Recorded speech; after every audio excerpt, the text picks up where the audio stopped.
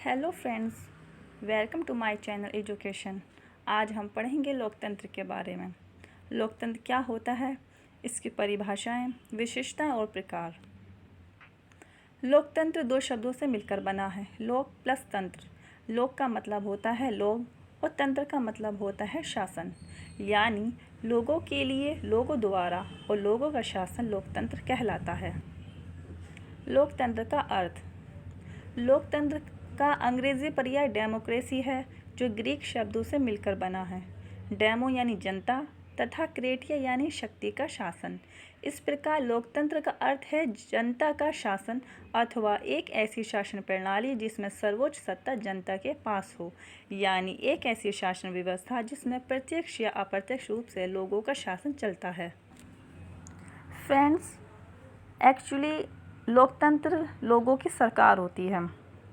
ये एक लोगों की सरकार है। इसका मतलब है सरकार लोगों पर शासन करती है, सरकार लोगों की होती है और लोगों द्वारा चुनी जाती है, निर्वाचित और निर्देशित की जाती है। सरकार आम जनता में से बनती है तथा सरकार लोगों के प्रति जिम्मेदार होती है, लोगों के हितों की रक्षा के लिए। या लोकतंत्र उस सरकार को कहते हैं जिसमें प्रत्येक व्यक्ति भाग लेता है। इसमें जनता प्रत्यक्ष रूप से अपने निर्वाचित प्रतिनिधियों के द्वारा अप्रत्यक्ष रूप से शासन करती है। लोकतंत्र की परिभाषा। जैसे कि हम जानते हैं, लोकतंत्र की परिभाषा अलग अलग विद्वानों ने अलग अलग दी है। इसमें से कुछ विद्वानों की परिभाषाएं यहाँ लिखी हैं। जैसे ब्राइस के अनुसार, प्रजातंत्र से अभिप्राय सरकार के ऐसे स्वरूप से है जिसमें शासन का अर्थ है आम जनता का शासन। सिले के अनुसार, प्रजातंत्र ऐसी सरकार है जिसमें प्रत्येक व्यक्ति भाग ले सके। हॉल के अनुसार, प्रजातंत्र से अभिप्राय ऐसी सरकार है जिसमें जनता का नियंत्रण हो। लोकतंत्र की सबसे आसान परिभाषा ये है कि लोकतंत्र शासन का एक ऐसा रूप है जिसमें शासकों का चुनाव लोग करते हैं। लोकतंत्र की विशेषताएं। लोकतंत्र आम लोगों की भलाई का मनोरथ रखता है। लोकतंत्र में प्रभुसत्ता लोगों के हाथों में होती है, इसलिए जनता प्रत्यक्ष या अप्रत्यक्ष रूप से खुद की शासक होती है। यह समानता के सिद्धांत पर आधारित है। प्रमुख सिद्धांत। लोकतंत्र शासन प्रणाली का प्रमुख सिद्धांत समानता है। इसका मतलब केवल राजनीतिक समानता नहीं है, बल्कि आर्थिक और सामाजिक समानता भी है। नेक्स्ट है जिम्मेदार सरकार। एक लोकतांत्रिक प्रणाली में शासन लोगों की इच्छा के अनुसार चलाया जाता है। जनता सरकार चलाने के लिए एक योग्य प्रतिनिधि चुनती है।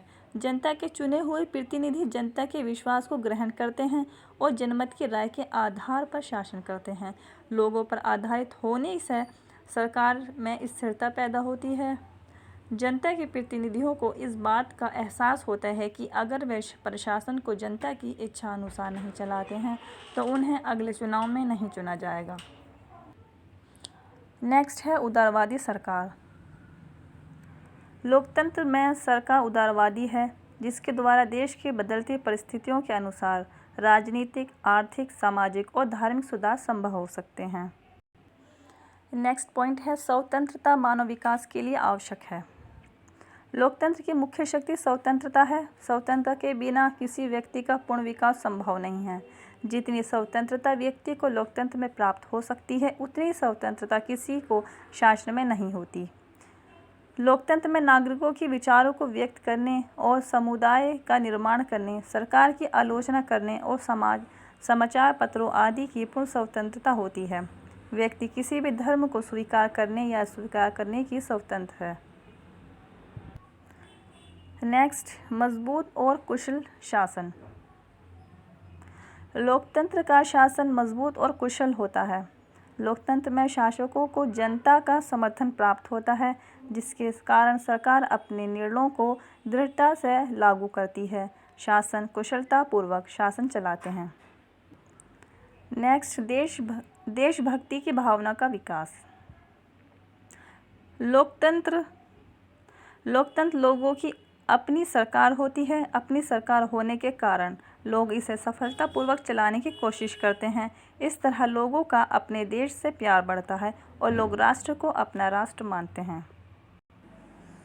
नेक्स्ट, नागरिकों के अधिकारों और स्वतंत्रता की सुरक्षा। लोकतांत्रिक प्रणाली के लोगों को अनेक प्रकार के महत्वपूर्ण अधिकार प्राप्त होते हैं।